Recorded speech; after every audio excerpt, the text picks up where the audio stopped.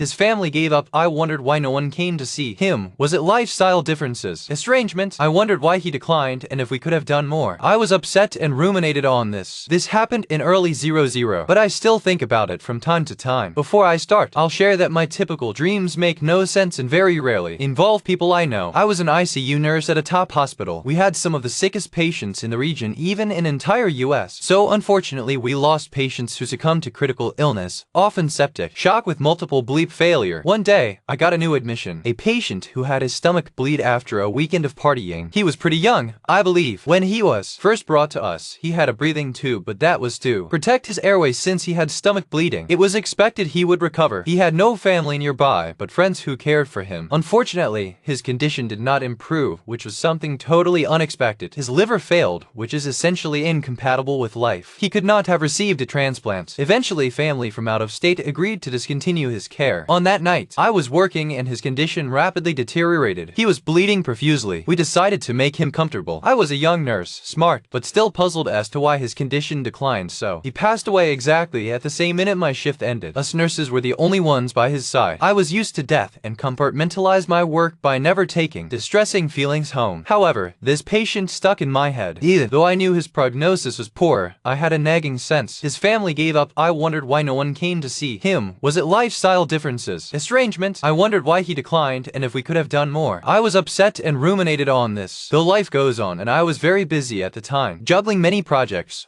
work, and traveling by air 5-6 times per month. One night a few weeks after he passed, I had a remarkably vivid dream in which I specifically remember the sensation of sitting up in bed. The dream started with me being in the ICU. The landline phone rang. I answered. It was the patient. I said, "How are you calling me?" "You passed." He said he had ways of doing it. I asked some other questions, but he got right to business. He told me he understood I was upset, and so he specifically came to me to reassure, and in no uncertain terms he described he was very happy where he was, and was reassuring me that the way things played out in the end was completely okay. He connected to my suggestion of understanding he was in heaven, which is how I understood it to be at the time, and he confirmed he was, and it was great. He was a mellow guy. I never actually spoke to him in real life as he was comatose. Whole time I cared for him. The dream was significantly more vivid than any other one I had before or after, including the one dream I had with my deceased grandmother. Like I said, I felt in the dream almost like I was awake and sitting up talking to him. The dream experience